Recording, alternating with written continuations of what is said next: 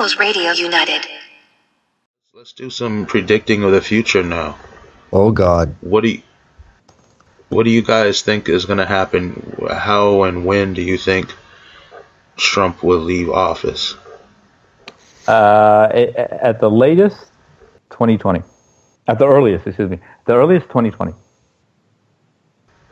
I think that... Go ahead, Steve. It's anybody's call right now. I mean, again, shit is developing so rapidly in so many different directions that, if you'd asked me a month ago, I would have said, oh, he'll be gone in 6 months.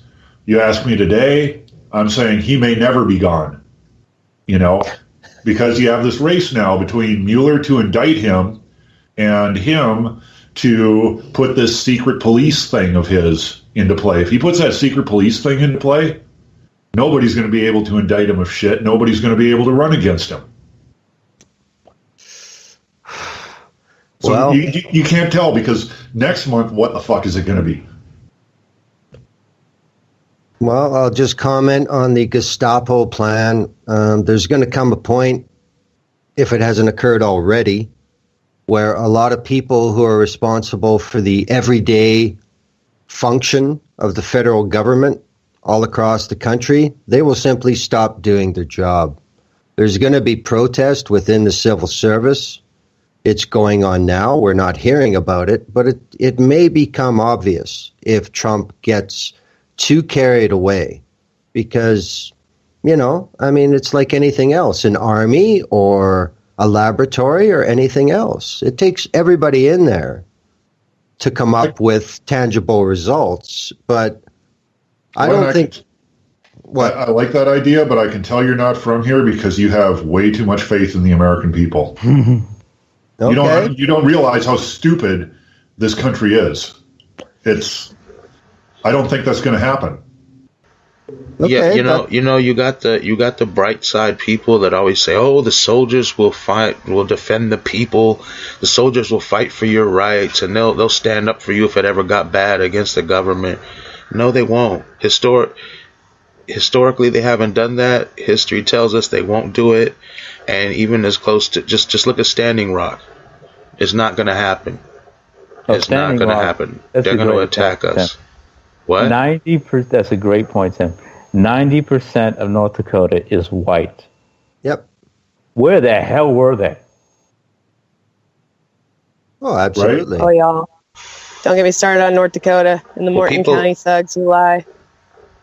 Oh. Yeah, people will say, "Oh, well, some veterans came down there," and yeah, there was some ex-veterans who went down there and did pretty much nothing. They didn't, you know what I mean? They said they were going to stay, they were going to stand between the people, and if they had to fight, they were going to fight. None of that happened. They did some good. They stood down there with the people, but... Oh, I understand that.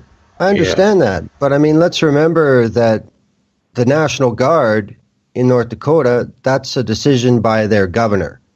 And by the Constitution, the National Guard, a federal operation, is they have to obey that governor's request. So their behavior is the issue. But if they're all part of that 90% North Dakota white demographic, well, yeah, I think it's pretty predictable what's going to happen. Now, what I'm talking about are major nexus points of the federal government's operations. Like, what if the federal building in Los Angeles or in, let's say, Austin decided that everybody was going to stay home for a day? I hope it's Los Angeles. That would be awesome. I mean... That's traffic.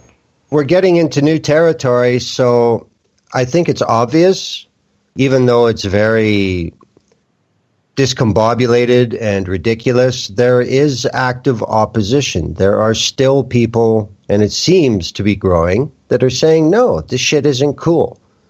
So, it's a thing of action and reaction. We haven't seen the American people be subject to this much limitation in such a short time. So this is something new. I don't expect it, but I don't think it's completely out of the question that we may, by the time midterms come, be seeing some sizable public protest. Well, we did see that when he got elected, and I said then that I'm just waiting for waiting for them to go back home and drink their pumpkin spice lattes, which is what happened. And you'll see a Trump protest pop out every now and again. But look at the racists in Poland. Tens of thousands of people in the name of white supremacy marching in the streets to fight for white supremacy. Or then look at the people with actual hearts. Hundreds of thousands of people at times will protest issues for women, for example, in different countries in Europe. Or in Turkey, you have thousands of people protesting the awful government and all the human rights that are being taken away from the people. America is, you said the quote perfectly. They call it the American dream because you have to be asleep to believe it. Americans and the citizens of this country are asleep. Even my own folks, most of my own folks, we either think everything's fine or we try to buy into the American dream to get out of the hell that we have been put in. We will buy into Barack Obama. We'll even buy into Hillary Clinton. We'll buy into the narrative. Well, we had slaves too, so slavery wasn't that bad. Yeah, we'll buy into. Well, if we join the police force, we can change it. We'll buy into all that.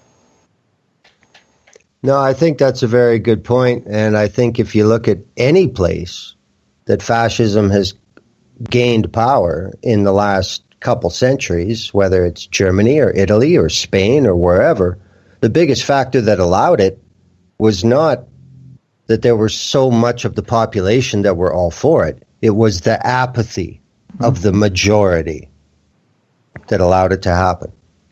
That's how the nation was founded and kept going. I can't imagine,